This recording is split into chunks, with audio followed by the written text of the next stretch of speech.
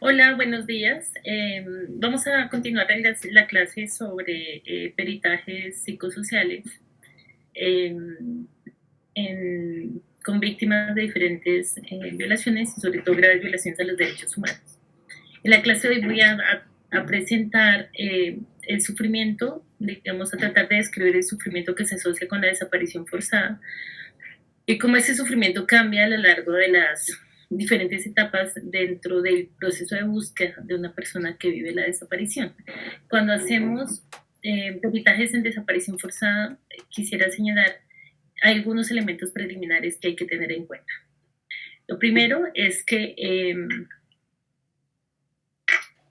el efecto dañoso que produce la desaparición cambia a lo largo del tiempo y depende, digamos, se actualiza, se renueva o tiene diferentes expresiones en las etapas que viven las víctimas a lo largo de la búsqueda.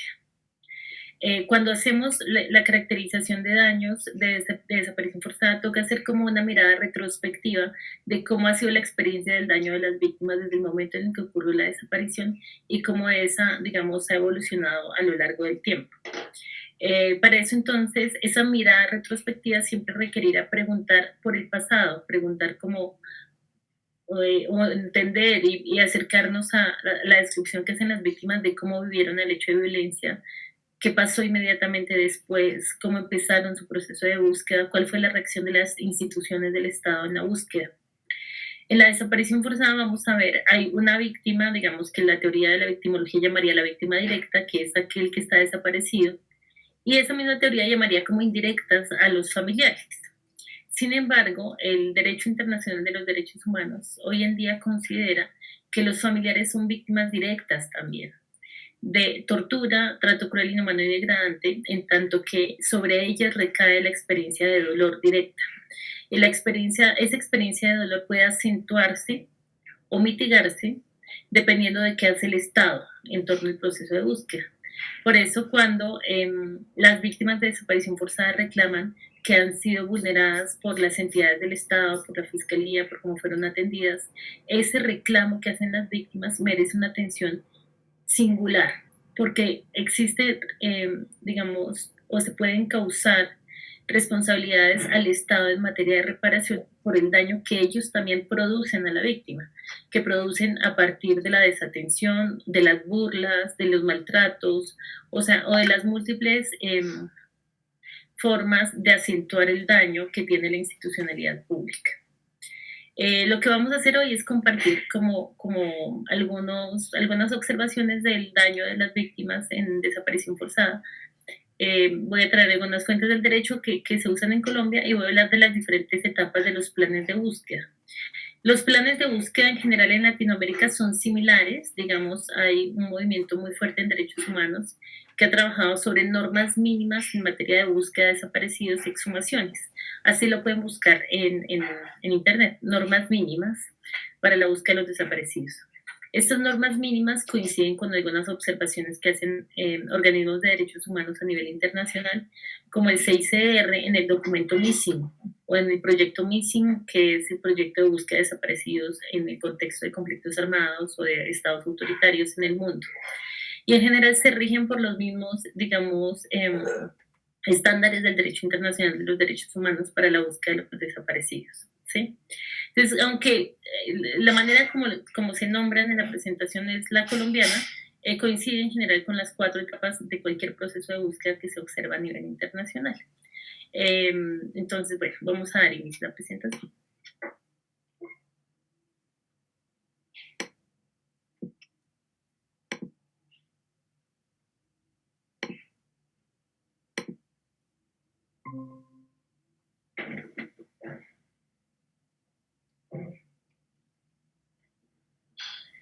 Eh,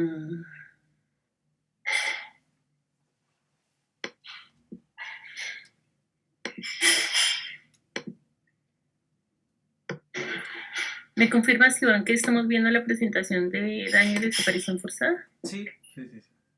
Ok. Bien, acá no vamos a hablar de todo el espectro del daño, digamos, sino solamente del daño moral y del daño psicosocial, que es el que ha ocupado, digamos, este módulo dentro del diplomado en la Universidad de Querétaro. ¿Listo?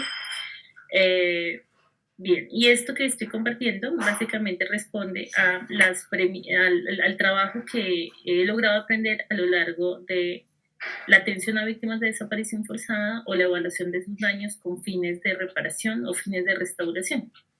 Ustedes saben que la diferencia entre uno y otro en materia judicial es que cuando se persiguen fines de reparación, uno documenta el daño para que el Estado se haga cargo en un programa, digamos, estatal de reparaciones, de reparar a la víctima, pero cuando se persigue la restauración y las víctimas esperan que los victimarios, por ejemplo, estén comprometidos en la restauración, en hacer algo por aliviar el dolor que ellas han experimentado, esta restauración requiere actuaciones directas por parte de los responsables. ¿Listo? Entonces, voy a retomar algo que ya vimos en módulos anteriores. Lo primero es que se acuerdan de las 6 premisas del enfoque psicosocial. Y yo les decía que esas fueron trabajadas desde el 2012 para la Unidad para las Víctimas en Colombia para hacer un poco inteligible qué es eso de lo psicosocial aplicado a un proceso de tránsito hacia la paz o de intervención a víctimas del conflicto armado. La primera era que las graves violaciones a los derechos humanos generan un sufrimiento, ¿sí? Que esta premisa, le recuerdo, fue tomada de, digamos, el movimiento latinoamericano en materia de atención psicosocial, que dice que el sufrimiento que es natural en contextos de anormalidad, ¿sí? Entonces, lo primero es, digamos, dar por validar como la experiencia de sufrimiento y el sufrimiento como una expresión normal. La segunda era que las víctimas no solo estaban sufriendo, sino que en ellas existen como movimientos dirigidos a la vida, a la actuación, a la acción, y no verlas solo como sujetos inmóviles o vulnerados o, digamos, la quietud que se asocia a quien sufre, sino también la activación que produce un movimiento hacia la vida, que en el caso de las desapariciones forzadas es un movimiento sobre todo hacia la búsqueda, ¿sí? Digamos, cada vez que una madre, un padre, una esposa de un desaparecido, o los hijos, salen a la búsqueda, están buscando preservar formas de vida que siguen existiendo en ellos, ¿sí? Bueno, la tercera es que todos podemos hacer algo frente al sufrimiento. La cuarta es que se sufre diferente cuando se es hijo, cuando se es padre, cuando se es madre, cuando se es mujer, cuando se es hombre. Se sufre diferente la desaparición forzada, ¿sí? No todo el sufrimiento es igual y todo el sufrimiento es tristeza.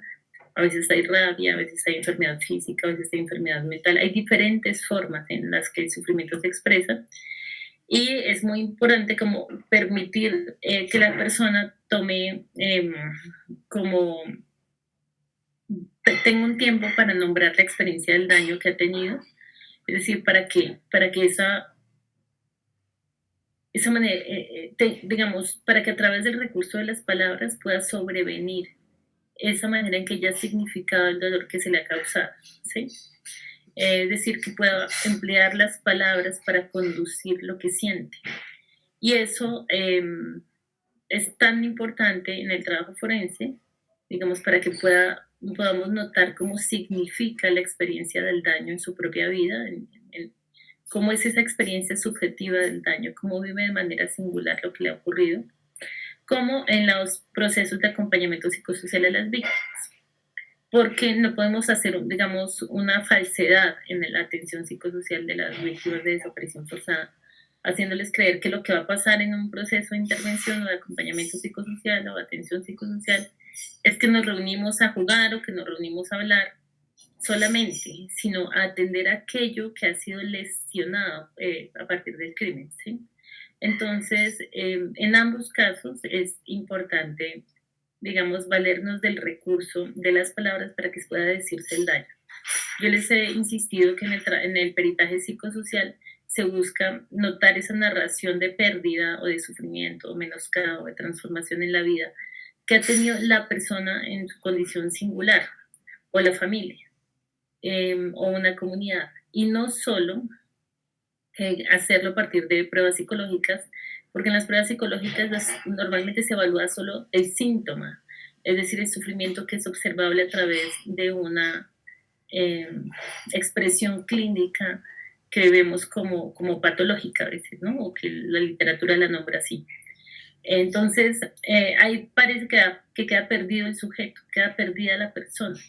Solamente se le reduce la categoría del síntoma de la cual ella está hablando en las pruebas psicológicas, pero queda como ausente o desconocida la propia naturaleza con la que ella ha significado cómo esto ha pasado en la vida. ¿Listo? Y la última es que la representación permite la recuperación, o representar en el sentido de valerse de procesos como que ayudan a construir nuevos significados alrededor de la experiencia de pérdida, ayuda a la recuperación. Esa sexta premisa es la que menos, digamos, se usa en la evaluación forense o en la caracterización de daños psicosociales, porque el fin no es la cura, ¿no? Sino que esto sea traducible a un escenario judicial, que esta experiencia de daño sea traducible al escenario frente a los ojos de quienes encarnan el aparato legal, de quienes van a producir unos enunciados que van a dar cuenta de la injusticia, del crimen y del dolor que a él se le asocia. Entonces, como no vamos a ahondar en esta ahorita, en esta presentación, porque pues este diplomado es de evaluación forense. Entonces, básicamente lo que voy a compartir es un poco, no solo, digamos, recursos de la literatura en psicología forense alrededor del daño en la desaparición forzada, hay algunos, pero digamos, hoy en día pues hay muchas cosas escritas sobre el sufrimiento de la desaparición, sino sobre todo un poco tratar de articular la narrativa de la víctima frente a la caracterización del daño. ¿Listo? Esto es lo que hemos aprendido, lo que he aprendido en el trabajo con ellos. Antes quiero señalar que, por ejemplo, desde el año 85 en Colombia se habló de la tortura psicológica asociada a la condición de separar a los hijos de su núcleo familiar. ¿Sí? Esa separación que se produce en la desaparición, que se produce también en otros crímenes como el secuestro, atenta contra, digamos, lo que culturalmente asociamos como familia, o lo que culturalmente asociamos como referentes de amparo y de seguridad y de protección. Entonces, cuando se desposea a la familia, sustrayéndole a un ser querido y privándole de saber de su paradero, y se causa intencionadamente dolor con esto, a eso, digamos, en Colombia, esta es la primera decisión judicial que le llama tortura, ¿sí? Es decir, que se vale de caracterizar el sufrimiento para darle a ese sufrimiento un nombre penal, ¿sí?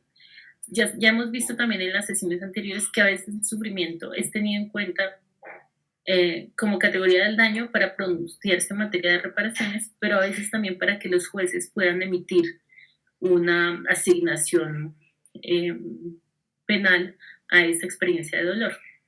Entonces, básicamente, esta sentencia del 85, miren, es vieja, dijo que, que había tortura psicológica en los hechos que cometieron la Fiscalía y en ese entonces el Instituto Nacional de Medicina Legal y el Estado mismo que se llevó a una persona, y resalta que la tortura, que hubo tortura en la separación de las dos víctimas, una mamá y la hija, y en el empleo de mensajes intimidatorios en donde la hija era presentada como víctima de los mismos hechos de tortura a partir de las grabaciones de medios magnéticos.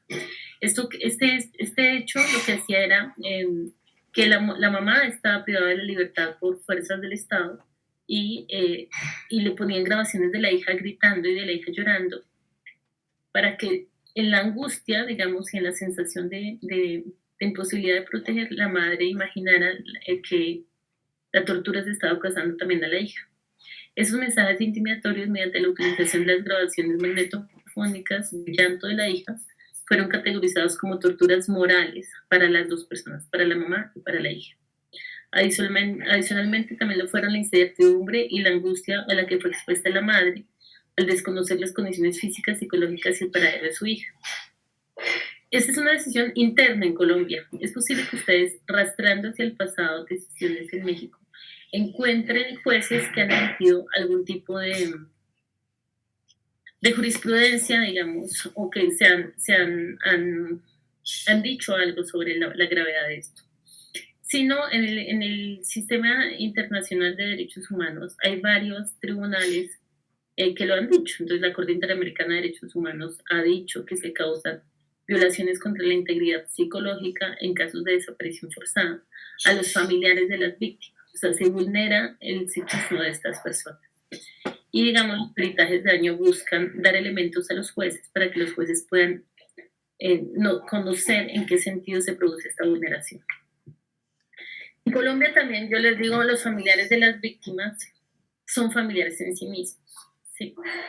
Entonces, esta es otra decisión del año 2022 que dice que, digamos, el Estado colombiano y la Fiscalía evadió la responsabilidad de decirle a la víctima el hallazgo del desaparecido. ¿Sí?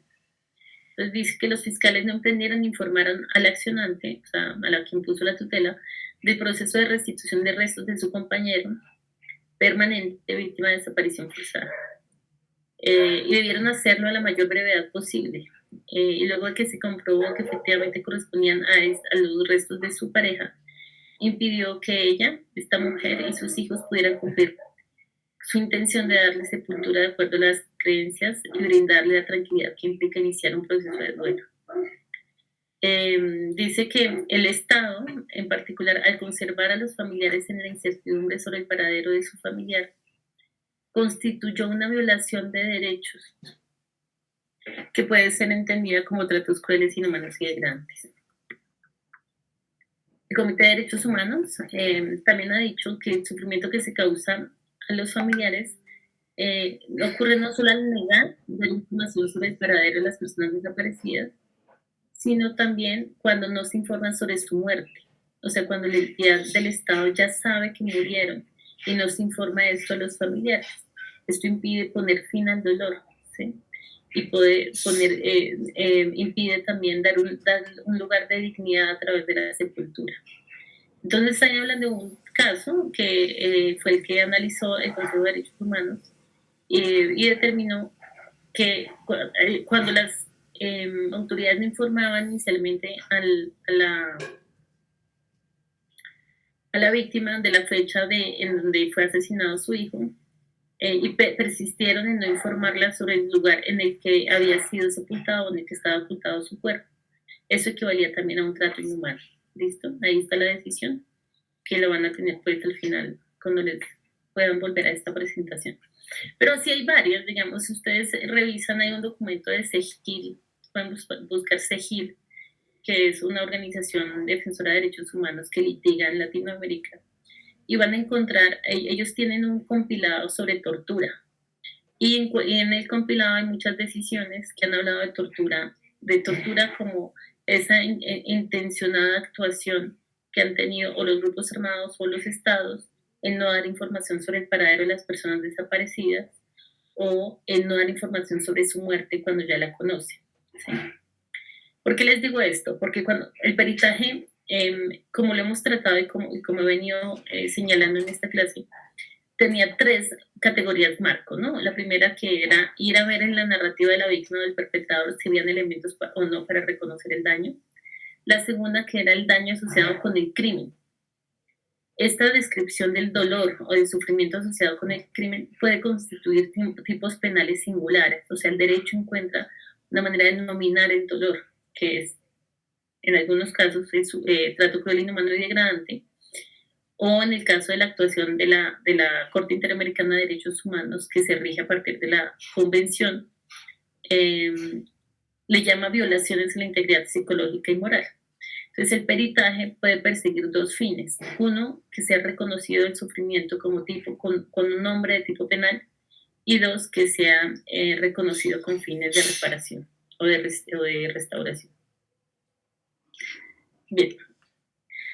La vulneración que genera la desaparición de personas no puede entenderse únicamente a partir del número de derechos que la desaparición causa, o sea, de los derechos menoscabados o afectados con la desaparición, sino que existen lógicas diferentes cuando se entienden esos efectos de la desaparición desde la noción del daño, por ejemplo, y desde la noción de la incertidumbre, porque eso supone no solo una violación a partir del, digamos, supone entender la violación de derechos, pero también la continuidad del sufrimiento que experimentan las familias como víctimas directas en donde se requiere una propuesta que ayude y alienta el derecho a una lógica jurídica diferente, a una lógica que entienda el daño de la desaparición forzada más allá de un daño observable u objetivable en la expresión antijurídica del mismo. Es decir, no se conoce mejor el daño de la desaparición forzada cuando se señala los derechos que esta afecta, cuando se presenta la taxonomía de derechos que afecta, sino cuando nos aproximamos a su caracterización y a su descripción. En el 2010 tuve la oportunidad de hacer un protocolo de atención a víctimas de desaparición forzada en el momento de la entrega de restos. Acá se llamaba para entonces entrega digna de cadáveres. Este documento se los voy a enviar junto con la grabación de esta sesión. Ha sido, digamos, actualizado después, más adelante, en el 2016, existió un protocolo interinstitucional de atención a la desaparición forzada en Colombia, y allí retoman este documento que, digamos, trata de describir el daño, ¿no? Pero más o menos acá esta es una presentación cognitivo-funcional del sufrimiento. Ustedes me han visto en otras sesiones hacer más recurso de literatura del psicoanálisis y no solo de la psicología cognitiva, pero esta más o menos muestra un poquito el funcionamiento mental y emocional de la desaparición. Recién ocurre la desaparición forzada, hay unas primeras reacciones de las víctimas a los hechos, ¿no? Casi todas son de negación del hecho, no negación como... de esa negación que ocurre cuando el psiquismo se enfrenta a experiencias que desbordan la capacidad de asimilación. O sea, porque es algo que irrumpe en el psiquismo y para lo cual la mente no está preparada para entender. Entonces no es la negación como la negación del crimen, sino como una imposibilidad de entender lo que está ocurriendo, ¿no? Entonces no, digamos, las primeras reacciones son de las víctimas en dónde estará, será que se con tal persona, será que se fue de paseo, será que... Me preguntas asociadas a la necesidad de entender el vacío inicial que produce la ausencia del ser querido, pero en ese momento inicial que puede durar incluso 2 semanas, a veces un poco más, a veces un mes, a veces 2 meses, todavía no hay una conciencia de que esto es un crimen, ¿sí? O sea, que la persona se la llevó en contra de su voluntad, que no está, que hay una negativa de la información sobre su paradero o sobre su tenencia, o sea, quién tiene al desaparecido. Es el paso del tiempo y la exposición al paso del tiempo la que va haciendo que las familias asimilen que están enfrentadas a un crimen, ¿sí? Que están enfrentadas a esto que es la desaparición forzada. Estas primeras reacciones tienen que ser consideradas por muchas razones. Una es que las posibilidades en contextos en donde la desaparición forzada es tan, digamos, sistemática, las posibilidades de encontrar con vida al desaparecido son mayores en las primeras 72 horas siguientes a la desaparición, ¿sí? O dar con su paradero. Pero en ese momento las víctimas regularmente no van a los organismos del Estado a pedir que sean buscadas, porque no hay una conciencia suficiente de la desaparición y de que eso es algo que le puede pasar a alguien, incluso en contextos en donde el hecho es sistemático. Entonces, en Colombia, por ejemplo, existe una ley que ustedes pueden buscar también en Google que se llama Mecanismo de Búsqueda Urgente, que fue una ley resultado del movimiento de víctimas en Colombia, como todo lo que existe en materia de víctimas, que es el dolor de la víctima lo que hace que luego exista un recurso del derecho que la ampare. Y lograron que se creara el mecanismo de búsqueda urgente como una actuación que tiene que impulsar el Estado de búsqueda inmediata, sin decir a la víctima que va a esperar 72 horas o 76 horas para activar la búsqueda, ¿sí? Sin embargo, el desafío es en contextos en donde el aparato psicológico no puede asimilar eso que le está pasando. Entonces muchas víctimas, aun cuando existe la ley, no acuden a la denuncia de la desaparición inmediatamente ocurren los hechos, porque su mente no está en capacidad de asimilar esto. Pero uno va a ver, y esto es diferente en contextos regionales. Por ejemplo, puede ser que una madre en la Ciudad de México cuyo hijo es, no sé, comerciante y va a hacer un negocio de venta de zapatos. En Sinaloa eh, vive una realidad en la Ciudad de México y en su mente existe una realidad para la cual es aún más difícil hacer inteligible la desaparición forzada. ¿Sí? O sea, no tiene tan presente en su mente la desaparición como algo que ocurre. ¿Sí? No lo tiene. Entre más lejos están las víctimas de pensar esta realidad, más difícil se hace como la activación en función de la búsqueda. ¿Sí? En otros contextos, por ejemplo, acá en Colombia hay regiones en donde en una misma familia, la familia puede tener una víctima, o sea, una mujer puede ser madre de 5 hijos, uno que lo reclutó un grupo armado, otro que eh, lo reclutó el otro grupo armado y otro que desapareció.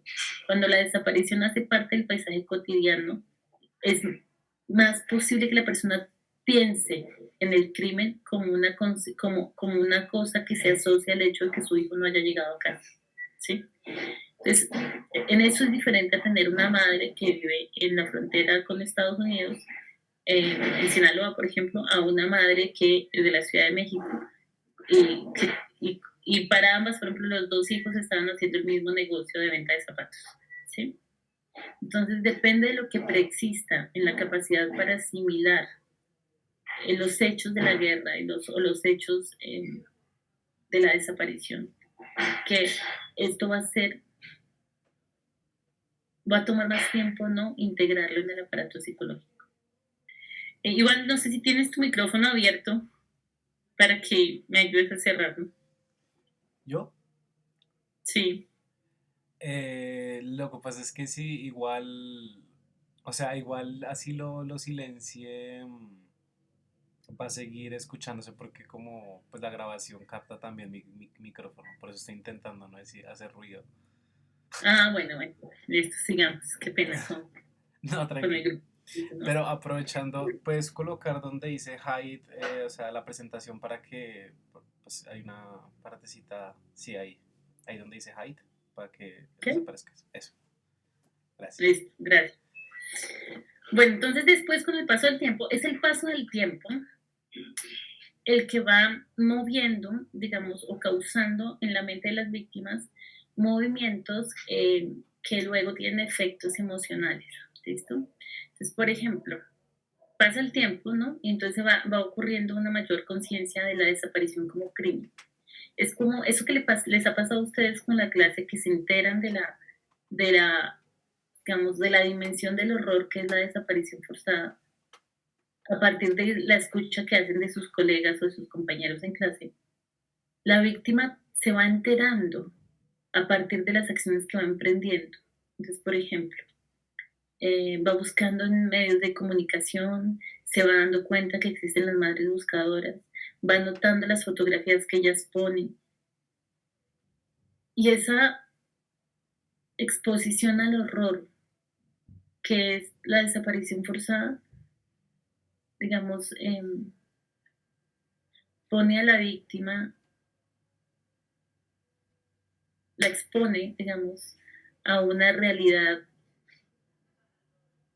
del crimen que es difícil de entender, que es muy difícil procesar, porque es completamente transgresora de lo que la persona conoce hasta el momento sobre la vida y la muerte. ¿Sí? Naturalmente, digamos, lo que sabemos de la muerte es la muerte por enfermedad, la muerte natural, ¿no? O incluso el asesinato, pero no la desaparición. Entonces, esa condición en la que la víctima va descubriendo qué es este crimen, cómo es este crimen, la dimensión de este crimen, es transgresora y vulnera cualquier aparato psicológico, ¿sí? Porque además la expone a un total vacío de conocimiento, ¿sí? Entonces, por ejemplo, aunque la víctima se encuentre con las páginas de las madres buscadoras, de las buscadoras de tesoros, las fotografías que ellas ponen en esas páginas, aunque lea en prensa, se vaya dando cuenta el número de desaparecidos que tiene México, de todas maneras está expuesta como a un hoyo negro de información, ¿sí? O sea, allí no se sabe nunca suficiente. Es es el no saber que en adelante empieza a habitar en su mente, ¿sí? Lo que va causando diferentes expresiones cíclicas, digamos, de emociones en la víctima.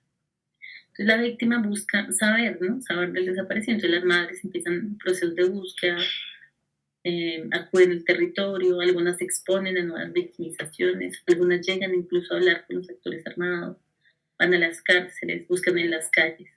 Bueno, todo esto es todo esto que hace la víctima, toda la actuación de la víctima está antecedida de ideas que tiene la víctima, atribuciones sobre el paradero, por ejemplo. Aquí trato de mostrar el ciclo cíclico que es esto. Es una atribución sobre el paradero, podría ser, de pronto se fue con la novia, de pronto se enojó conmigo y decidió irse, de pronto está secuestrada. Algunas traen las experiencias de desesperanza, de dolor, de angustia, otras de esperanza. En esta, en esta imagen que les presento, incluso la idea de pronto está secuestrado y alguien lo tiene, que es muy doloroso, ¿no? Imaginar al hijo de uno secuestrado, el papá, el hermano. Aunque es dolorosa, causa, por ejemplo, estados emocionales de esperanza, porque la persona se imagina uno que está con vida y que alguien lo tiene, ¿sí? Después de eso hace algo. En Colombia, por ejemplo, cuando el secuestro que estaba tan público, ¿no? El secuestro más o menos en el año 2000, 99, antes del 2000, hablaban de los secuestrados, pero no hablaban de los desaparecidos. Entonces era muy fácil para la víctima, la mamá del desaparecido, pensar que quizás su hijo estaba secuestrado y entonces veía qué hacían por los secuestrados los familiares. Mandaban mensajes de radio, escribían cartas al Comité Internacional de la Cruz Roja y entonces ellas también hacían esto, ¿sí? Y luego nuevamente se enfrentan al paso del tiempo. O sea, el paso del tiempo trae una exposición a la realidad de la desaparición que aumenta la emoción constante o el estado emocional constante de incertidumbre que se asocia con la desaparición. Ese no saber, ¿sí? No saber algo. Cualquier aparato psicológico está preparado para nombrar las cosas que ocurren, le da nombre a a lo que pasa, lo hace objetivable, pero como los desaparecidos no están, no se sabe de su paradero, no se les ve en ninguna parte, eso que está en el orden de lo negativo, de lo que no está, es muy difícil de asimilar. Entonces el paso del tiempo va trayendo a la mente de la víctima nuevas ideas, ¿sí? Nuevas ideas y cada idea nuevas emociones. Entonces, por ejemplo, o nuevas actuaciones, por ejemplo, la idea de, no, de pronto él me abandonó, ¿sí? Que suena tan dolorosa para la realidad de una víctima que llega incluso a pensar eso. Eh, entonces va y hace que le lean las cartas, pero es más fácil que pensar la muerte. ¿Sí? Todas las ideas que se vienen a la cabeza de las víctimas, no mando, no, está en la calle, de pronto le dieron alguna droga, de pronto lo tiene un grupo, de pronto está en la cárcel, de pronto tenía otra mujer, de pronto tenía otros hijos, de pronto, yo escuché una vez en un programa de televisión que tal cosa. Todas esas ideas son más soportables, incluso cuando a ellas se les asocian unas emociones muy dolorosas que la idea de la muerte. ¿Sí? Imaginar, de pronto lo matara. ¿Sí? Entonces, ya vamos a hablar un poco de lo que pasa con hacer pensable la desaparición. o con no poder pensarla ni siquiera.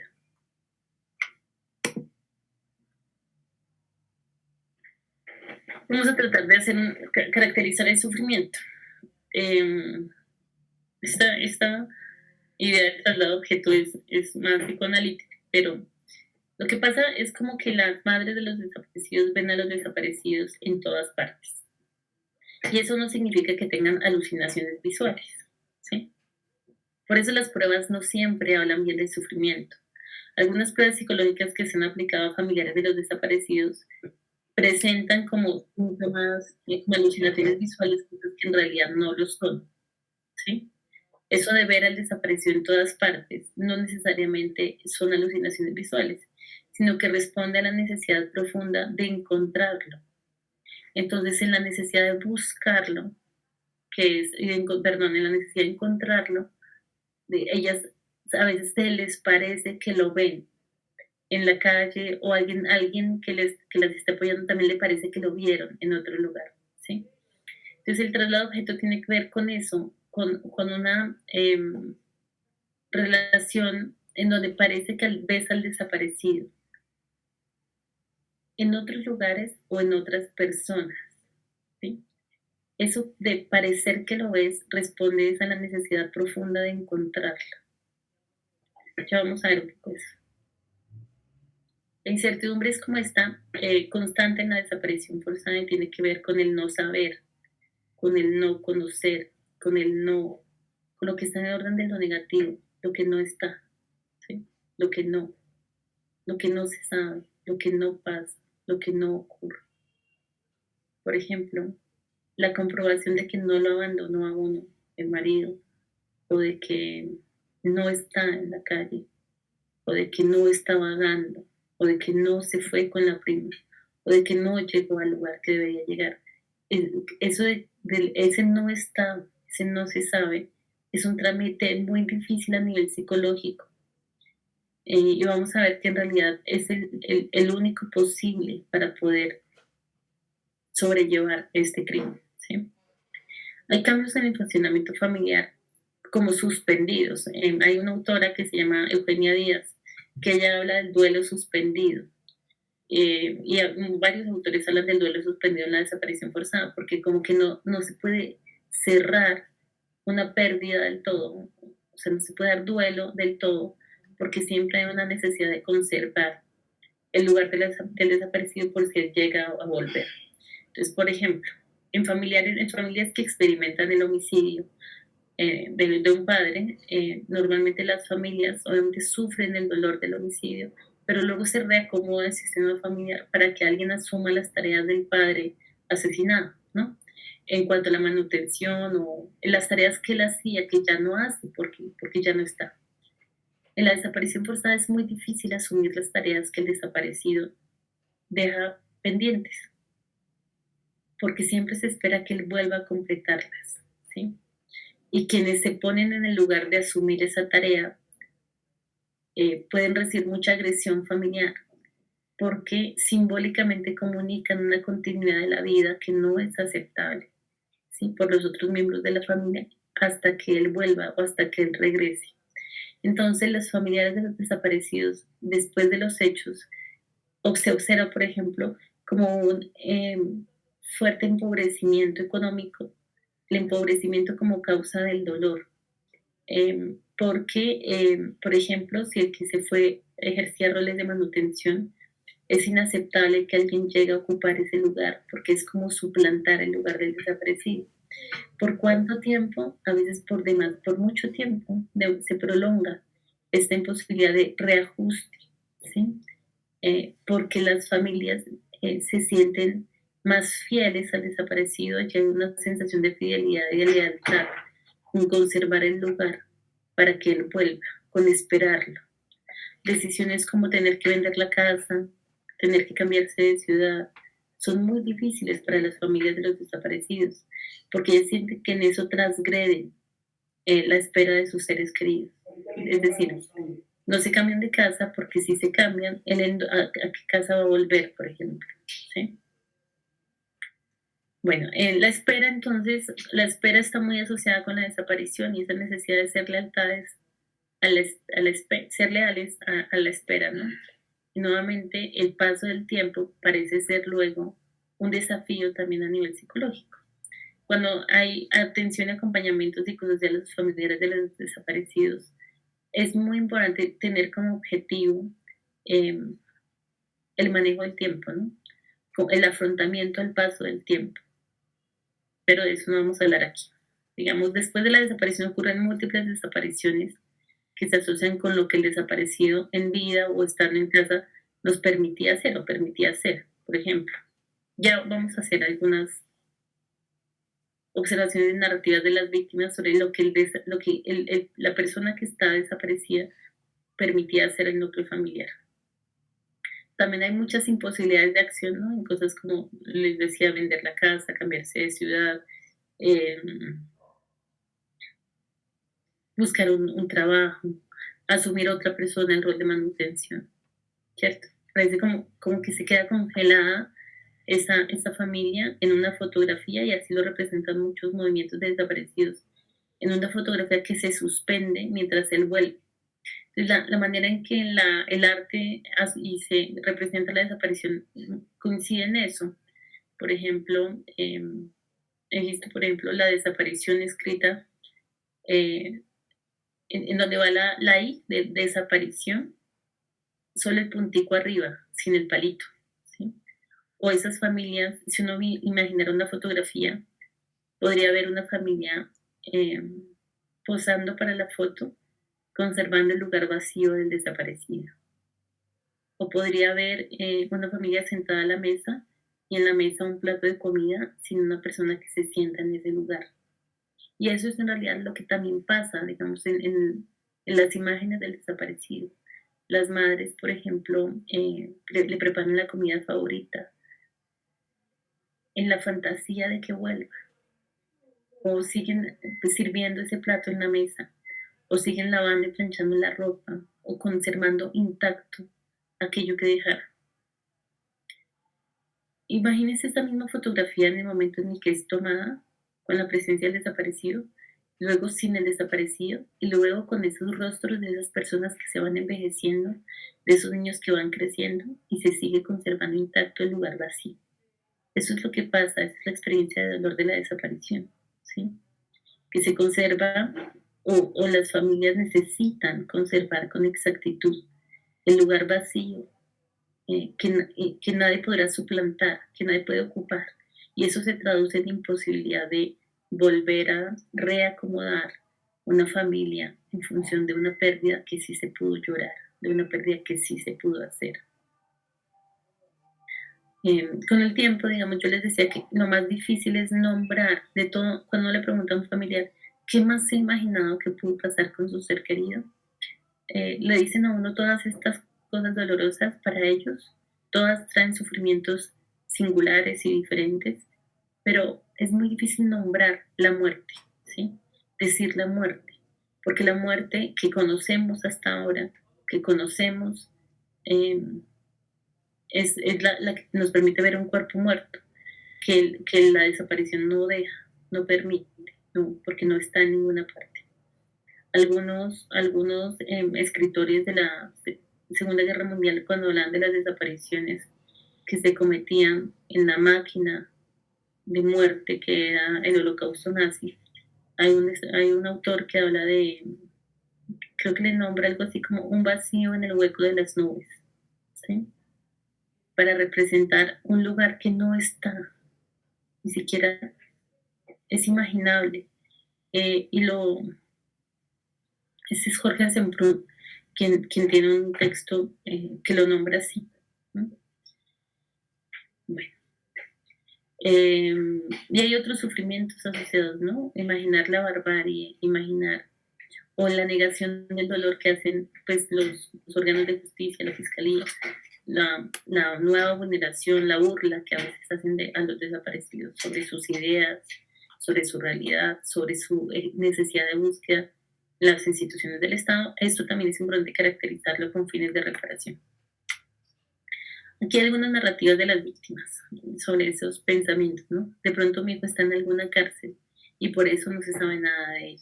Entonces la familia se imagina que no puede decir, que está privado de palabra, que en el lugar en el que está no puede informar sobre su estado. De pronto está reclutado por algún grupo, no sé, se dicen muchas cosas. Yo quiero que hablen de mi hijo para el acuerdo humanitario. Esto lo pedían aquí en Colombia cuando se hablaba de la, digamos, antes del año 2002, por ejemplo, cuando se hablaba del acuerdo humanitario como una manera de ponerle fin al secuestro y que las personas salieran liberadas. Porque esa era una fantasía, la fantasía de que el hijo estuviera secuestrado y no desaparecido. Ese es un ejemplo de cómo, digamos, la desaparición actúa como metáfora. Hay múltiples desapariciones en las familias que viven este crimen. No hemos vuelto a comer patacones.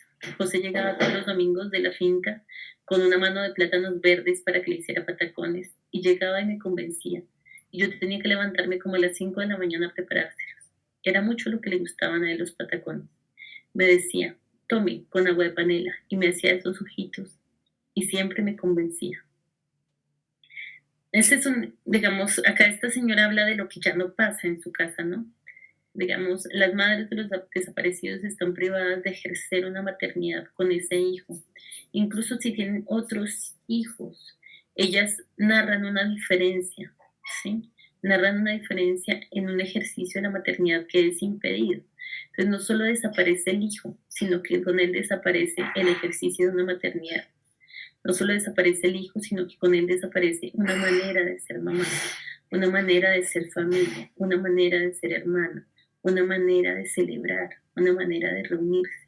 Entonces la desaparición actúa como metáfora en la medida en que tiene como efecto múltiples desapariciones en el sistema familiar. Yo les decía que a veces en el peritaje o también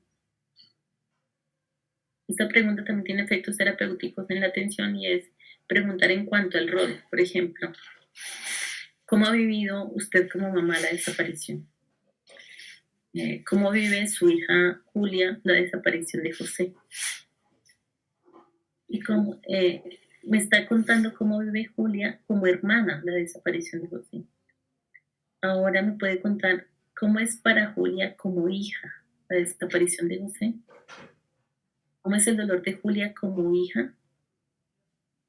Eh, y ahí la señora posiblemente va a contar lo que su hija le hace notar, como del sufrimiento que ella tiene por ver a esa madre destruida. ¿Sí? Vuelvo a hacer pregunta. ¿Cómo es para Julia como hermana la desaparición? Sí. Entonces de pronto ella va a decir, no, pues es que ellos salían de fiesta, iban a comer juntos, eran los mejores amigos, mi hija ya no va de fiestas. Luego uno pregunta, ¿cómo es para Julia como hija la desaparición de José? Entonces, por ejemplo, la señora podría decir, yo siempre veo a mi hija Julia preguntándome si estoy bien, todos los días, cada ratito. Yo siempre veo a mi hija Julia llorando por mí. Yo siempre veo a mi hija Julia diciéndome que ella también es mi hija, que yo también le hago falta. ¿Sí? Entonces, eso lo nombro porque la desaparición de un ser humano en una familia va arrancando de la familia un montón de cosas que también empiezan a estar perdidas. Así como él está perdido, está en ninguna parte, es un vacío en el hueco de las nubes, no está, ¿sí? Tampoco están las cosas que él permitía o que él representa, que se pueden significar como sufrimientos familiares. Es que si él estuviera, él me ayudaría con mi mamá, porque él siempre me ayudaba. Es que con mi hermano, a mí me gustaba salir, ir a fiestas, ir de compras. Los otros son diferentes. Entonces, digamos, para las familias es muy agresivo cuando alguien les dice, pero tiene otros hijos, pero tienes otros hermanos. Cuando alguien les dice eso es porque esa persona no soporta el dolor y lo quiere tapar rápido porque para ella misma es insoportable. Pero las personas lo narran así porque están tratando de narrar las múltiples pérdidas que se asocian con la desaparición. Ese es un ejemplo del traslado de objeto. Entonces decía la señora, yo miro a mi hijo, el menor, y a veces lo veo tan parecido a Arnulfo tiene el mismo pelo y así como el mismo cuerpo, pero Andrés es más rebelde y entonces me da rabia. Yo quisiera ser menos dura con él, pero es que me da rabia. En un peritaje de daño a una familia que había tenido 3 desapariciones, dos hermanos de la señora y luego su hijo Arnulfo, y ella tenía un hijo menor que se llama Andrés. Seguramente físicamente Andrés se le parecía mucho a su hijo Arnulfo, o incluso podría no parecérsele tanto, pero era la necesidad de encontrarlo la que hacía que esa señora lo buscara en la forma de ser de Andrés, o en el físico de Andrés, o en la forma de vivir de Andrés. Andrés para ese momento era un adolescente, alguien que está buscando crear una identidad, una singularidad en el mundo. Entonces, como todos los adolescentes, construyendo su identidad, es muy difícil que él pueda construir una identidad lejos de los mandatos y los deberes que parece trazar la necesidad de llenar el vacío de un desaparecido. ¿Sí? Es decir, Andrés no podrá definir con total independencia quién es él o quién quiere ser él, porque a veces su lugar en los sistemas familiares es calmar el dolor de aquellos que buscan a Arnulfo. ¿Sí? Entonces, digamos que Andrés, como le decían tanto que se parecía a Arnulfo, quería él mismo parecerse a Arnulfo para ser como él. Alguien que realmente Andrés nunca conoció, que conoció a partir de la herencia de relatos de su familia. Entonces Andrés tiene esta intención de parecerse a Arnulfo porque si se parece a él, todas van a estar más tranquilas. Todas sienten que lo recuperaron en parte, que lo encontraron un poco, al menos en quién él es. Pero a veces Andrés hacía algo que él quería hacer. Por ejemplo, digamos que a Arnulfo le gustaba el vallenato y a Andrés le gustaban las rancheras. Y un día pone rancheras y no vallenato. Entonces es como si el sistema familiar quisiera corregir para que ponga lo que pondría Arnulfo. ¿Ven? Entonces, aquí coinciden la necesidad de encontrar en la fantasía y en otras personas algo que pueda volver a llenar el vacío que ha dejado el desaparecido. Y también ese sufrimiento de no poder constituir una identidad propia cuando se está sometido o expuesto a la necesidad de sobreponerse del dolor o de calmar el dolor de las otras personas del sistema familiar que esperan poder en algo retribuir o llenar el vacío que ha dejado el desaparecido. El testimonio de Andrés es este segundo que dice, bueno, el primero es el que dice la familia, a mí me da muy duro cuando trato de acordarme de él, no sé, como que se me ha olvidado la cara que tiene. Andrés se parece mucho físicamente, yo le digo, usted es igualito a su hermano. Y esto es lo que dice Andrés, a mí no me gusta que me digan que me parezco a mi hermano, porque siempre que hablan de eso, todas se ponen a llorar. ¿Sí? Y entonces Andrés siente que no puede constituir su identidad en ausencia de la persona que habría sido aquel que está desaparecido. Es difícil porque parte de la constitución de la identidad es poder tomar decisiones sobre aquello con lo cual las personas se quieren identificar o no. Entonces digamos que es muy difícil que alguien pueda tomar la decisión de identificarse o desidentificarse cuando realmente no ha tenido cerca la persona con la que podría ocurrir esto, ¿sí? Sino que ha tenido relatos de esa persona, referencias de esa persona, imágenes de esa persona, todos borrosos, porque no ha podido observar. Entonces los hijos de los desaparecidos, los hermanos menores de los desaparecidos, normalmente el efecto dañoso se constituye en la imposibilidad de construir una identidad y de poder tomar decisiones en torno a lo que se desea como continuidad de la propia imagen o lo que no, ¿sí? Que son cosas posibles, cuando está presente otro, ¿sí? Pero no cuando el otro está desaparecido. Esas son algunas referencias del daño en comunidades indígenas que tienen que ver con lo que las comunidades indígenas también, como han entendido la muerte o el morir. Entonces es una comunidad al norte de Colombia que dice que para ellos es así. El hecho de no poder enterrar los cadáveres implica un rompimiento con la sociedad guayú. El espíritu de esa persona aumenta la inestabilidad de la misma familia hasta el punto que puede desaparecer o extinguirse ese grupo familiar, porque el espíritu reclama justicia. Y como la familia no ha sido capaz de hacer efectivo el reclamo, tiene esas consecuencias nefastas. Es como una desgracia.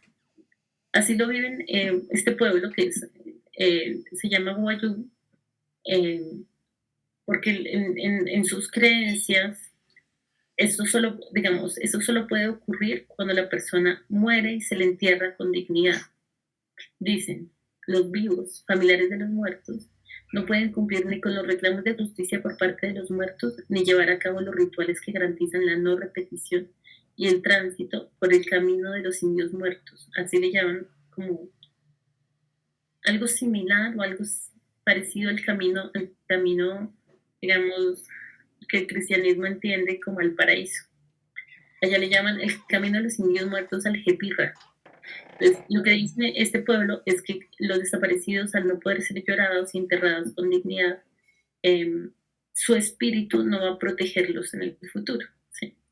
Esta comunidad siente que, digamos, piensa, y su cosmovisión es que los muertos los protegen de lo que va a pasar mañana, siempre y cuando tú hayas despedido con dignidad al muerto. Pero como los desaparecidos no están en ninguna parte y la muerte es algo, digamos, en ese grupo étnico, ellos pueden asimilar la desaparición con la muerte. Lo que no pueden asimilar es no darle trámite al cuerpo del muerto. Esta es otra comunidad afro en el Pacífico colombiano que dice: al pueblo chucuano no le duele la muerte, porque nosotros sabemos recibir la muerte. Lo que pasa es que ahora tenemos miedo al morir. Antes la gente se moría aquí de 3 cosas: de un accidente, por ejemplo, que se caía de un caballo o algo así, de viejo, o porque le habían hecho algún trabajo. Ellos se refieren a algún trabajo como alguna hechicería, alguna brujería. Pero cuando llegaron esos hombres, la gente empezó a morir de otras formas: a bala, descuartizada. Se empezaron a desaparecer. Y entonces nosotros le empezamos a tener miedo a eso.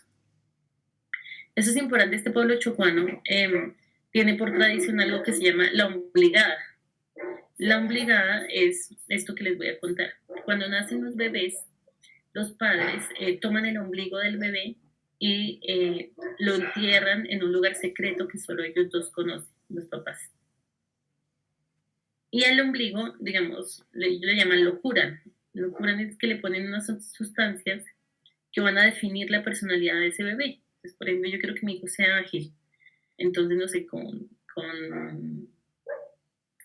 lo cubren con piel de conejo. Estoy, digamos, tratando de hacer imaginable, pero eso no es lo que realmente pasa, pero de hacer imaginable para ustedes cómo es la creencia de este pueblo. Entonces entierran el ombligo y eso le llaman la obligada. Pero si los padres en algún momento ven a su hijo sufrir por alguna enfermedad física, van a ese lugar secreto en donde enterraron el ombligo y lo sacan. Sacar el ombligo, sacarlo del lugar secreto, ayuda a que las personas no sufran físicamente cuando se tiene una enfermedad grave. Es como un acto de clemencia frente a la enfermedad.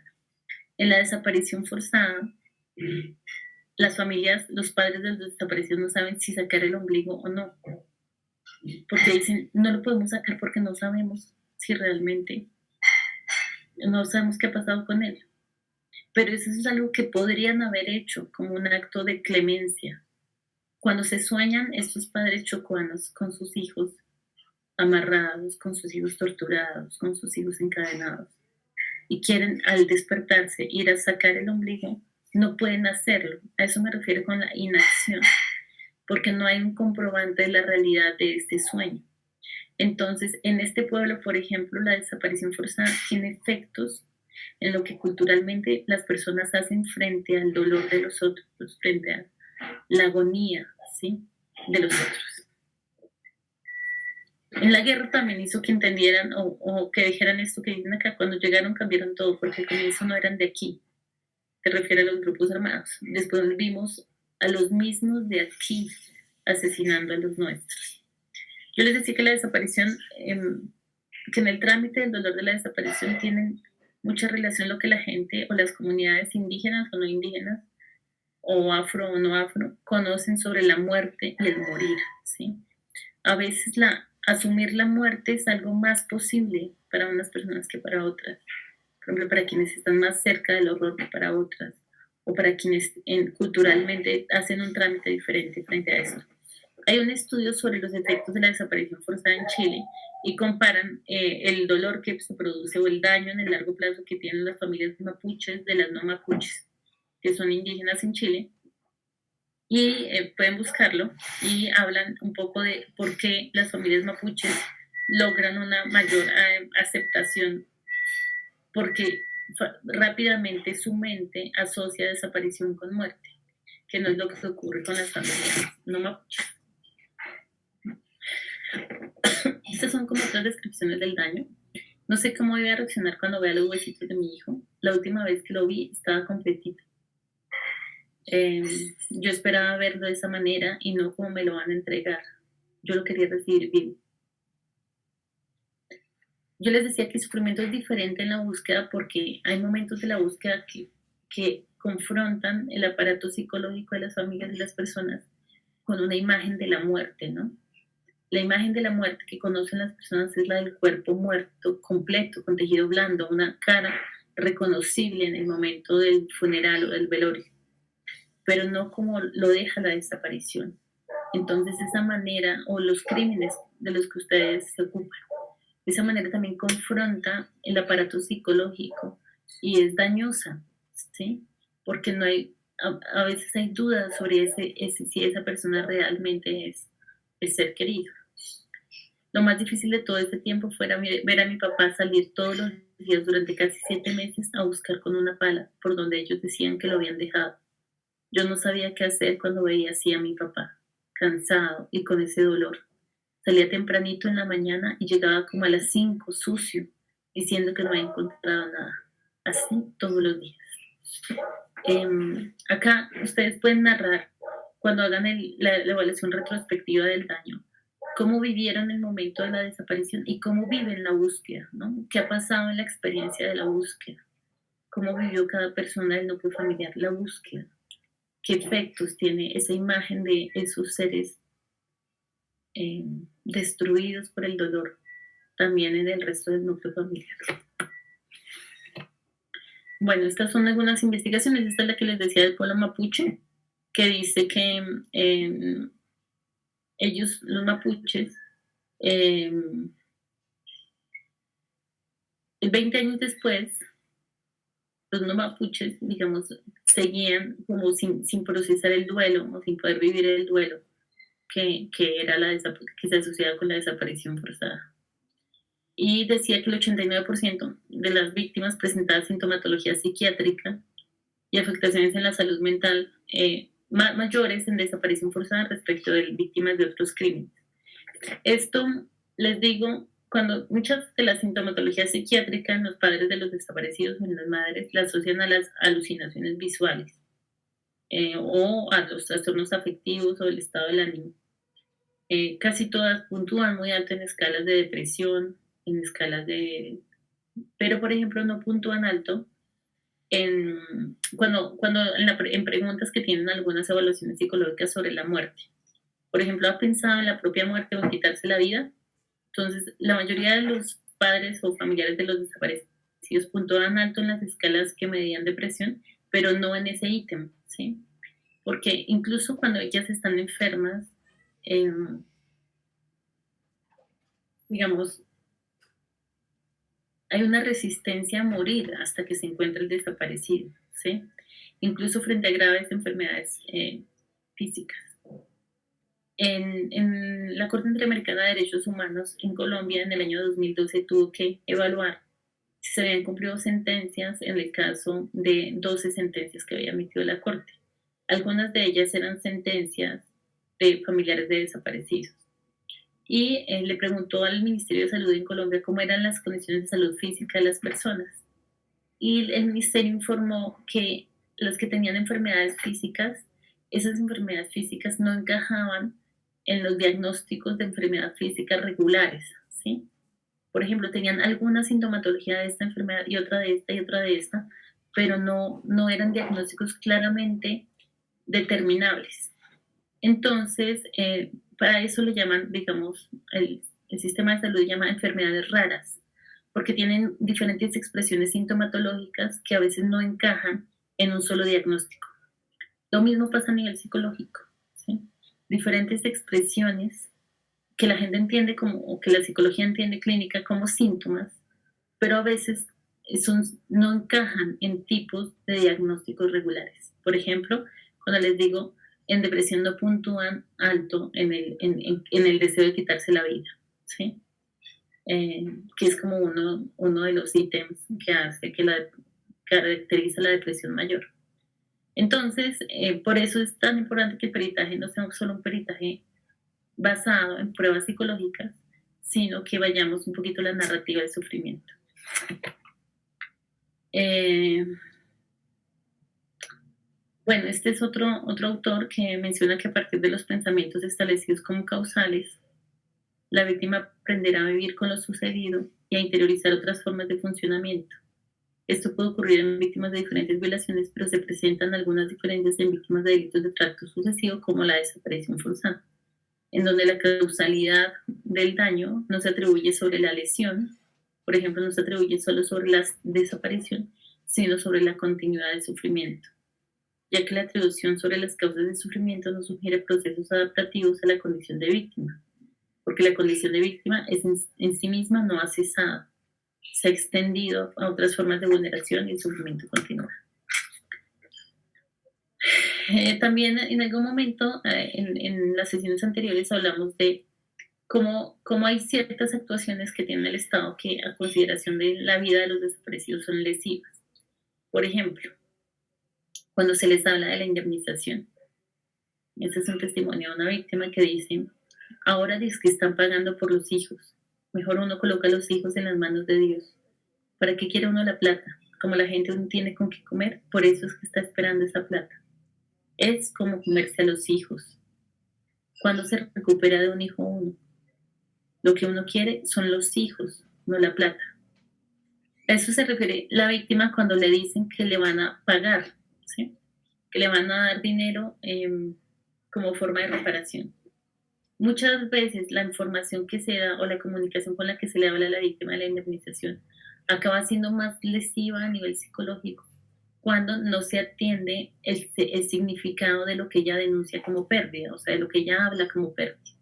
Entonces, por eso esta víctima de este testimonio dice, cuando se recupera de un hijo, uno, lo que uno quiere es los hijos, no la plata. También dice, entonces, una manera que podría, digamos, el Estado tener para hablarle de la indemnización es, primero decir, de ninguna manera el dinero que le están dando va a suplir el vacío de su hijo, ni pagar por la vida de su hijo, porque la vida de su hijo no tiene precio. Sin embargo, sabemos que su vida sería diferente si su hijo estuviera en este momento con usted. Lo que espera ocurrir con este dinero es buscar que su vida sea diferente, porque esa responsabilidad de su hijo con usted también la heredamos nosotros hasta que lo encontremos. Pues una responsabilidad que también tenemos nosotros, porque no hicimos todo lo que debimos hacer para que esto a usted no le pasara. ¿Sí? ¿Ven? En ese sentido cambia y se rompe la idea de que están pagando por la vida del hijo. ¿Sí? Entonces, hay muchos retos, digamos, en la formación de operadores judiciales que acá le llamamos como que debe haber un entrenamiento para que la actuación del Estado no sea más dañosa, o sea, no se cause más daños a la víctima. Esto le llamamos acción sin daño, que puedan desarrollar su acción como Estado, pero sin causar más daños. Pues, por ejemplo,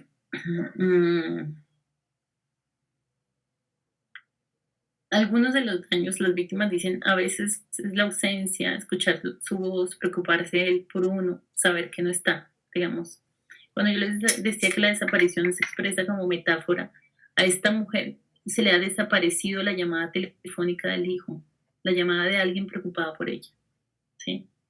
Dice ella, duele estar en soledad, duele recorrer los lugares donde estuve con él, duele escuchar las canciones que le gustaban, duele saber que uno va a preparar la comida y él no va a estar para comerla. Todo eso que se desaparece de la vida regular. ¿Sí? Entonces, digamos algo, si nombráramos esto como experiencia del daño, podríamos describir el dolor asociado con esa experiencia de vacío que parece notarse en esta narrativa sobre las diferentes ideas sobre el paradero en donde pueden estar los desaparecidos, sobre la imposibilidad de llenar el vacío de ese desaparecido. Una de las, digamos, esta formación me gustaba hacerla con una víctima, normalmente la hacíamos juntas. Ella contaba un poco, respondía, completaba esta pregunta, ¿no? No completaba esta frase mejor. Yo he visto que los familiares, por ejemplo, decía, entran en angustia y cuando entran en angustia todos los caminos los ven cerrados. No comen, no pueden dormir, tienen una dirección en la vida, no tienen una dirección en la vida, todo se les viene encima y no saben qué camino coger, se sienten desprotegidos, sienten que en la familia nadie los entiende y nadie los acompaña. Es que la compañía nunca podrá ser suficiente a consideración de aquel que vive la experiencia de vacío en la desaparición, porque las personas que acompañan, digamos, en ellas no habita el mismo desamparo. Por ejemplo, su familia ha continuado la vida mientras esta persona no ha podido, ¿sí? Entonces esa sensación de es que no comprenden, ¿sí? También hay realidad en esa sensación, porque ya les digo, la desaparición pone a la gente en el orden de lo negativo, ¿sí? A pensar y hacer frente a lo que no está, y también a sufrir lo que no está, ¿sí? Y esa condición de no estar hace poco observaba de los ojos de los otros las razones por las que ella sufre. También decía doña Gloria, la mujer que me acompaña en estas formaciones. Yo he visto que los familiares cuando vienen del campo no saben qué hacer en la ciudad, de qué forma conseguir un trabajo, en dónde vivir. Se sienten culpables de la pérdida de la persona. Por ejemplo, la culpabilidad empieza a ser parte de la manera de también llenar el vacío, ¿no? O sea, por ejemplo, si ese día lo hubiera llamado, si ese día lo hubiera acompañado, si ese día yo le hubiera dicho que no fuera, si ese día le hubiera contado que no. Yo a veces tenía mi intuición y a mí me latía que eso no iba a estar bien y no le dije nada, si le hubiera dicho. Por ejemplo, se preguntan, ¿por qué yo no hice algo? Si yo hubiera hecho algo. El proceso de búsqueda en Colombia tiene 4 fases. La primera, que les digo, son las mismas fases de Latinoamérica, que les han llamado diferente. La primera es la de recolección de la información, que consiste en compilar y documentar información indispensable para garantizar que sea eficaz la búsqueda de los desaparecidos. En ese momento, por ejemplo, lo más lesivo para la víctima en la recolección de la información son cosas como esta, ¿no? Por ejemplo, llegan a la fiscalía y el celador les pregunta ¿a qué viene? ¿Qué quiere? ¿Sí? Como la experiencia del dolor se vive con tanta autorreferencia y inunda tanto la realidad de la persona. Estas preguntas que podrían ser comunes a otras víctimas, quienes viven el dolor, las ven como agresivas, ¿sí? Entonces la señora decía, uno está ahí por algo, ¿sí? Uno está en la fiscalía por algo, no me gusta que me pregunten eso. En esa pregunta, por ejemplo, sentía lesión. También dice, nos dejan esperando mucho tiempo sin explicarnos por qué. No nos dan un trato amable y no muestran interés por nosotros. O dicen, no muestran interés por mi hijo. O parece que mi hijo no les importa. Pierden nuestros documentos y no saben a dónde están. Perdón, en dónde están. Uno sabe que se están negando. Por ejemplo, ella decía que a veces siente que la negligencia de los operadores de justicia está en decir que no están, en no pasar el teléfono, ¿sí? También obviamente en ser tratadas con desidia, en ser tratadas como si les aburriera la historia del desaparecido, cada 8 días que la señora va a la fiscalía. Hablan por teléfono mientras nos atienden. Nos dicen técnicamente cosas sobre nuestros seres queridos como paradero del occiso. Nos dicen en qué lugares que dice que mataron a su hijo cuando no comprenden la desaparición forzada. Nos dicen que lo más probable es que se haya ido para la guerrilla, conociendo a uno a sus seres queridos, cuando no cumplen los tiempos de respuesta de los derechos de petición o de las preguntas. Ustedes seguramente tienen un reporte y un inventario. En clase alcanzaron a compartir algunas cosas de lo que es más lesivo, más agresivo para el psiquismo de las familias. Eso, como les digo, es importante que sea objeto de la documentación, porque documentar el daño que causa el Estado es también lo que ayuda a transformar las políticas públicas, lo que ayuda a preparar mejor y a entrenar mejor y a capacitar mejor a los funcionarios públicos. Bueno, aquí hay algunos elementos de acción sin daño. Por ejemplo, la idea de muerte como paradero de ser querido debe ser introducida por la víctima, no por el funcionario. Es muy lesivo decirle a la víctima de desaparición, ¿cómo se llamaba? Al preguntar así, por ejemplo, uno introduce la muerte en la mente de la víctima. Y cuando uno es el que introduce la muerte en la mente de la víctima, uno es simbólicamente el asesino del desaparecido, ¿sí? Porque uno no lo nombra como muerto. Siempre hay que preguntar por el desaparecido como en tiempo presente. ¿Cómo se llama su hijo? ¿A qué se dedica? ¿Recuerda la ropa que tenía el día de la desaparición? Pero no como si estuviera muerto, ¿sí? Recuerden, mucho cuidado, por ejemplo, en preguntar cuándo fue la desaparición, cuándo fue la última vez que lo vio, y no cuándo fue la muerte, ¿sí? O estos errores que cometió la fiscalía cuando decían, ¿cómo se llama el occiso? Y no cómo se llama su hijo desaparecido. Por eso es difícil para las familias la idea de llevar, por ejemplo, a la fiscalía cartas dentales, historias clínicas, radiografías. Hay una resistencia natural, por ejemplo, a llevar eso, y es la resistencia de imaginar que puede ser posible que el desaparecido esté muerto. Los operadores de justicia, antes de preguntar por el desaparecido, como si este estuviera muerto, tendrían que preguntarle a la señora, ¿qué más se ha imaginado que pudo pasar con su hijo? Y esperar el tiempo que a ella le toma decir, también he pensado que lo mataron, ¿sí? Para luego responder, lo vamos a buscar de todas las formas, incluso imaginando que eso puede ser, no sabemos, y no sabemos. Nunca se puede tratar el caso de desaparición como si fuera real la muerte, porque nosotros no sabemos, nadie lo sabe. Lo que se puede hacer es revertir esa idea de la muerte a la idea de la búsqueda. Por ejemplo, nos corresponde buscarlo atendiendo todas las posibilidades que ha dicho.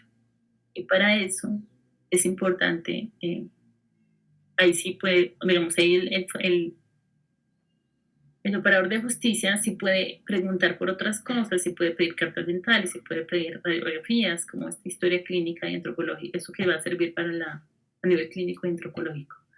Pero hay que cuidar no hacerlo si la mente de la víctima todavía no ha podido procesar que parte de la búsqueda es la búsqueda, digamos, de la identificación genética o antropológica.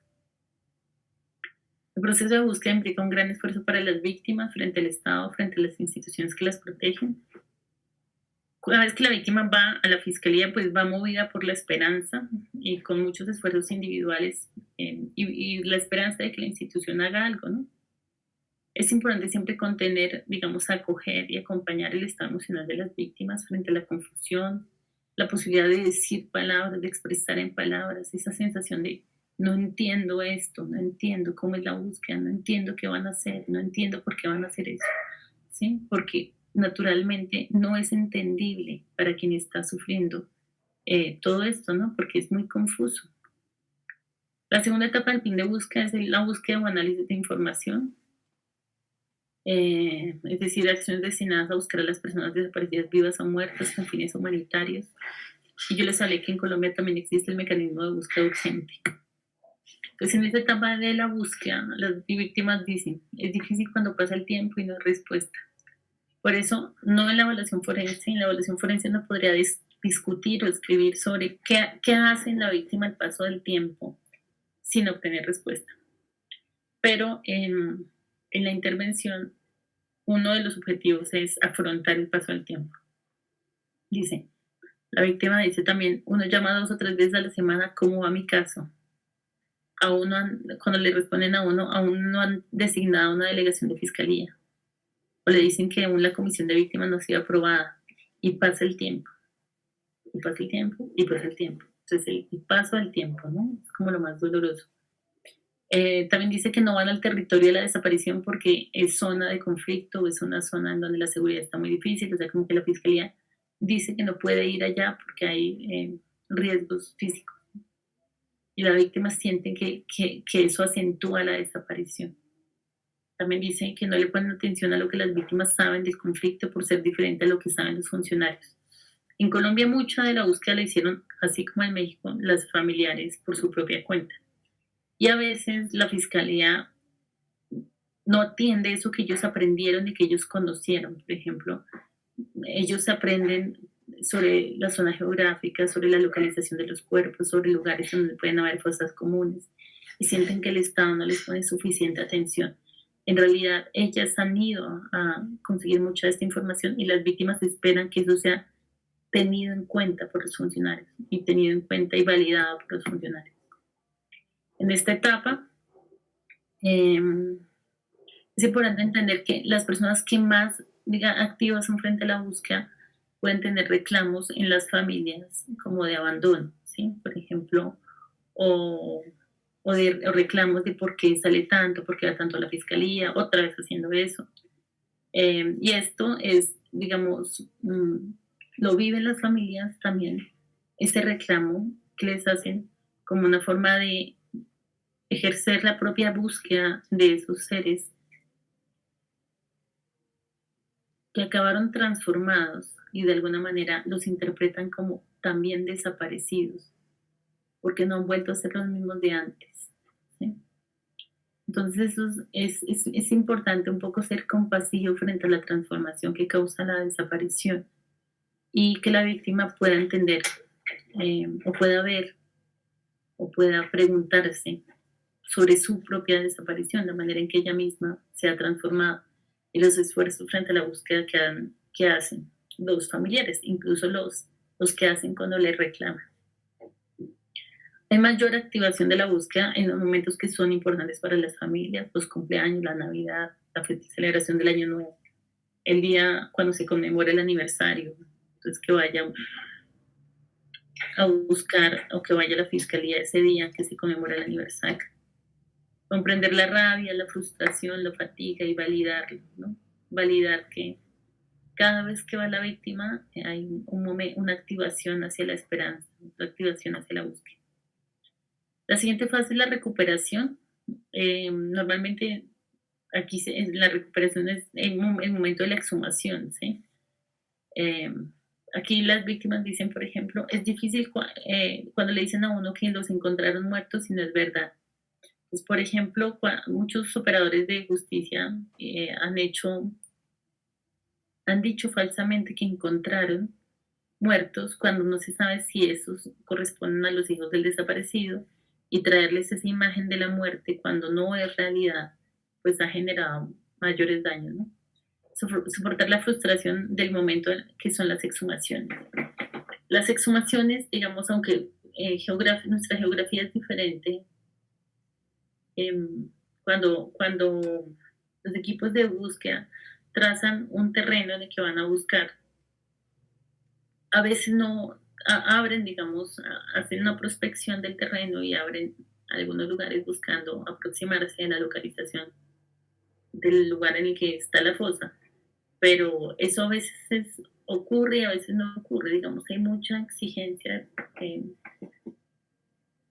es muy difícil encontrar el lugar depositario de los restos del ser querido. Entonces es muy frustrante, parte de los derechos de las víctimas es poder ir a las exhumaciones, pero ahí ese día de las exhumaciones pues hay mucho dolor, porque la persona está todo el tiempo pensando en su ser querido, a veces no, la prospección no da con el lugar del ocultamiento del cuerpo. Las víctimas piensan que de pronto se acaba la jornada del trabajo y no encontraron al desaparecido, Algunos piensan que ese día que lo están buscando lo van a encontrar.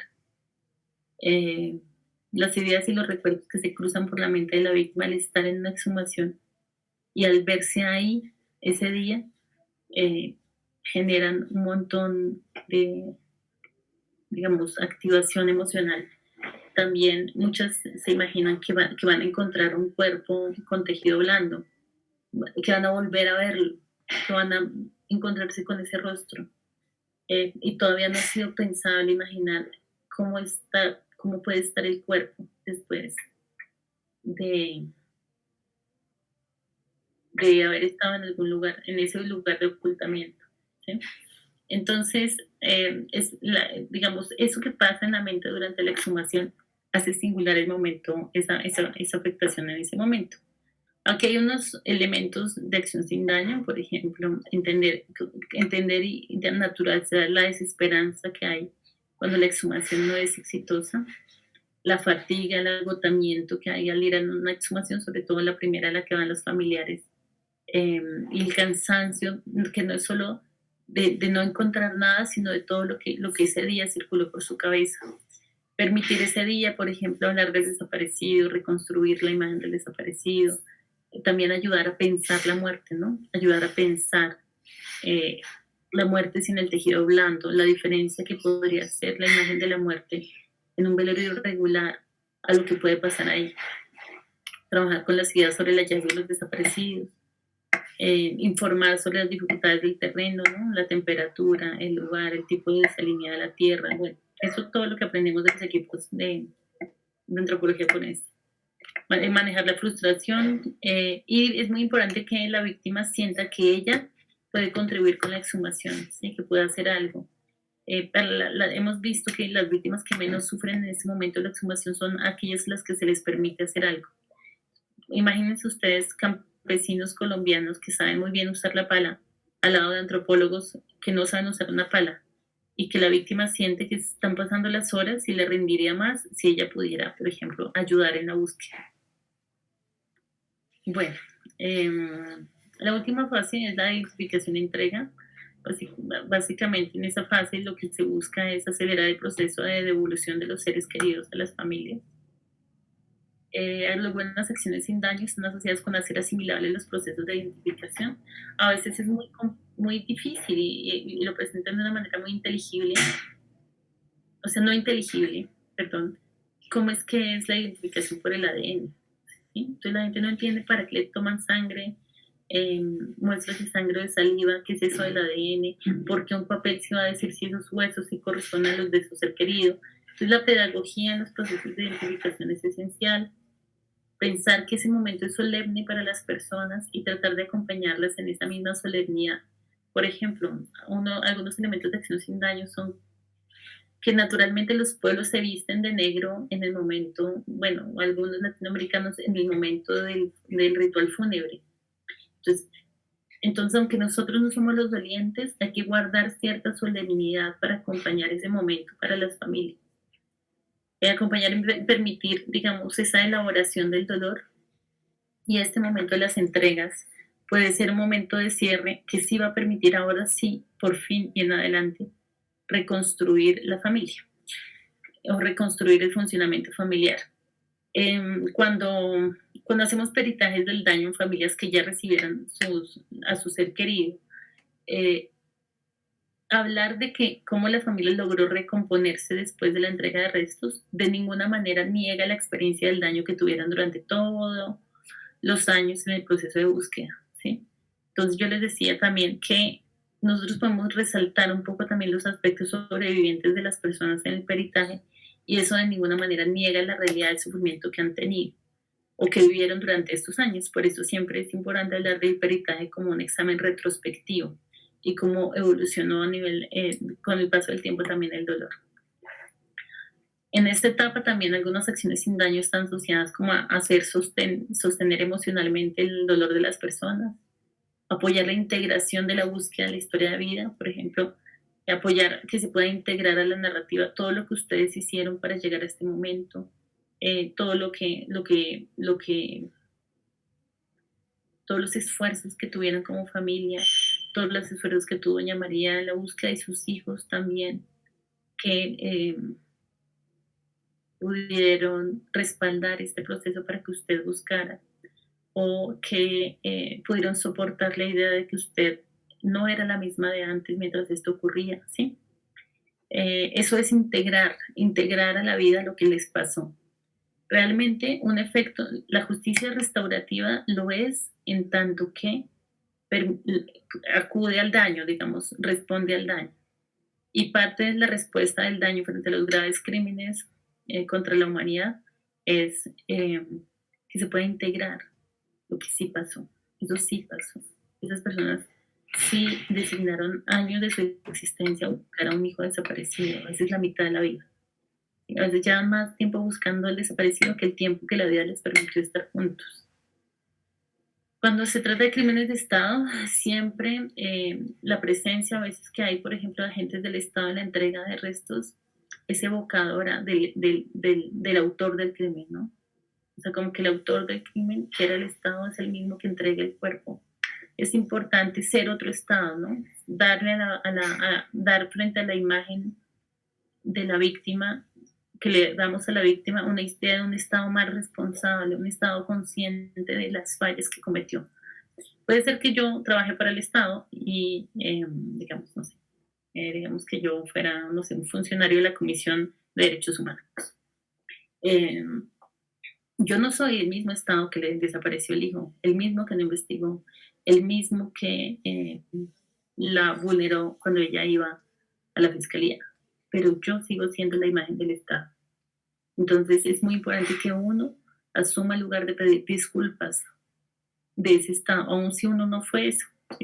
Así, digamos, si Lina Rondón no lo hizo, Lina Rondón está en el lugar de reconocerlo, ¿sí? Porque recuerden que la reparación es simbólica en tanto que nunca se devuelve a la víctima lo que ella perdió, sino que se puede reparar en tanto que se rehace lo que eso representa. Entonces, si uno representa el Estado, ese de asumir la cara, pedir disculpas, sentirse avergonzado, estar en comunidad moral con la víctima para entender la experiencia del daño, es importante. Y también en la entrega es muy importante constituir legatarios de la vida y no de la muerte. Nosotros vemos esto en clase, ¿no? Que cuando las muertes son violentas, las personas no pueden recibir como ritual del duelo la vida de aquellos que ya no están, porque solo se habla de la muerte, de la injusticia, de la desaparición, de la crueldad. Entonces, cuando se hace intervención es muy importante traer preguntas que les permitan a las personas ser legatarios de la vida y no de la muerte. Esto, digamos, esta acción sin daño aplica no más para el trabajo de acompañamiento de las víctimas, pero ustedes podrían observar a partir de estas recomendaciones cuándo y por qué fueron lesivas las acciones del Estado, si están documentando el daño que hace el Estado en los procesos de desaparición. Por ejemplo, hay muchas acciones muy dañosas que hace el Estado y bueno, para que lo interpreten así.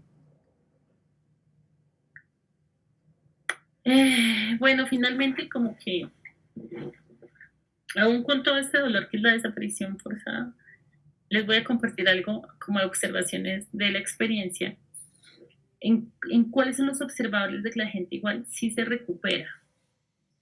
No del todo, yo creo que sí, pues la desaparición forzada es un crimen de lesa humanidad justamente porque no es del todo reparable o remediable, ¿no? Porque por eso es de lesa humanidad. Pero están mejor las personas cuando, por ejemplo, aprenden a conocer cómo es su sufrimiento, o sea, cómo se ponen ellas cuando se ponen mal, por ejemplo, cómo les da, cómo les ocurre esto. Y no lo niegan, digamos, sino que lo asimilan como parte de la desaparición. O sea, afrontar la desaparición es afrontar la continuidad del dolor, la continuidad del sufrimiento, que el sufrimiento hace parte de esa nueva realidad que es tener un familiar desaparecido. Entonces, digamos, hay un mayor nivel observable en la recuperación cuando ellas no niegan el sufrimiento, dicen, otra vez estoy mal, sino que dicen, sí, es que siempre uno está mal y a veces se pone peor. A mí me pasa esto, me pasa esto, me pasa esto. O sea, se vuelven expertas en su manera de doler que el crimen. Cuando buscan estrategias para estar mejor, por ejemplo, como ya conocen bien el sufrimiento, saben bien también lo que les alivia. A veces, por ejemplo, los espacios de intimidad para recordar al desaparecido, a veces los espacios de compañía familiar, a veces los espacios de compañía de otras víctimas, de otras organizaciones. Bueno, con el sufrimiento no es toda la experiencia emocional, pero se sabe que viene de cuando en vez. Sí, pero por ejemplo, empiezan a recuperar otras cosas desaparecidas en ellas mismas, el ejercicio de otras maternidades, o empiezan a configurar cómo se es madre de un desaparecido. El ejercicio de la maternidad con un desaparecido básicamente se traduce en buscarlo. Entonces empiezan a ver que la búsqueda es su manera de actuar, la maternidad. Ya no es lograrle la ropa, servirle la comida, celebrar el cumpleaños, sino esto. Y esto empieza a ser una alternativa, que ya no es solo afrontar esto como si estuviera vivo, como si estuviera muerto, sino afrontarlo como si estuviera desaparecido. No es ser la mamá de un hijo que llama todos los días, sino ser la mamá de un hijo que no está. Entonces constituyen una terceridad, es decir, no actúan como si estuviera vivo, como si estuviera muerto, sino que actúan como si no estuviera, que es en realidad lo que sí les está pasando. Entonces, más o menos, el nivel de recuperación es cuando ellas empiezan a entender tanto de su sufrimiento que saben actuar frente a él.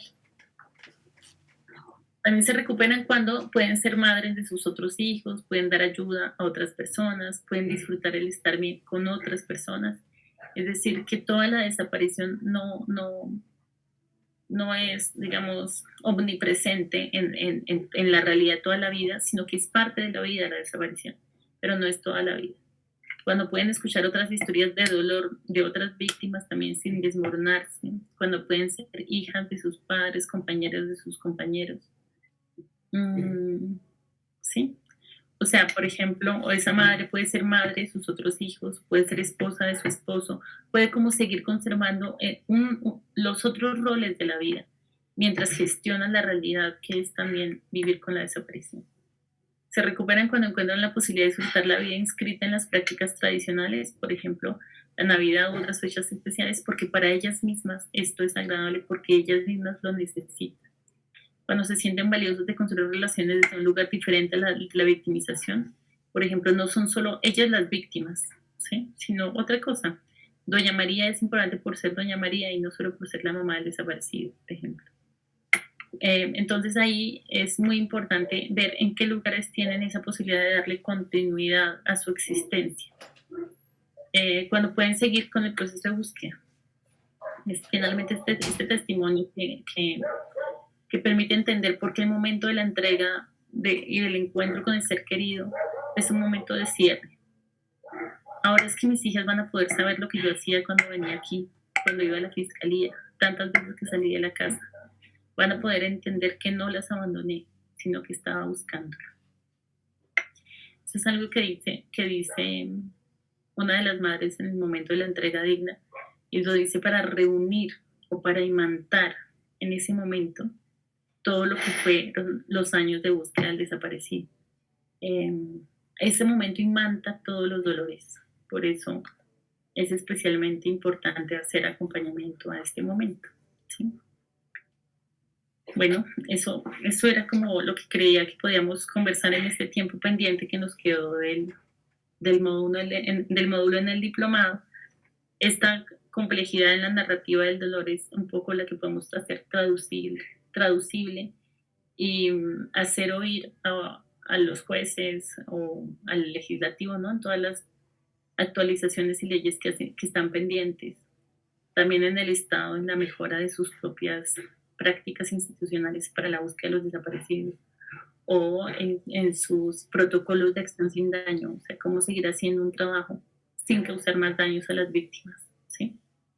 Y en el que, digamos, tiene sentido caracterizar el daño y tiene sentido hablar del daño, porque como vimos, solo la escucha del daño y sentirse concernido en el daño hace que se transformen las sociedades, la justicia, las naciones y los victimarios, ¿sí?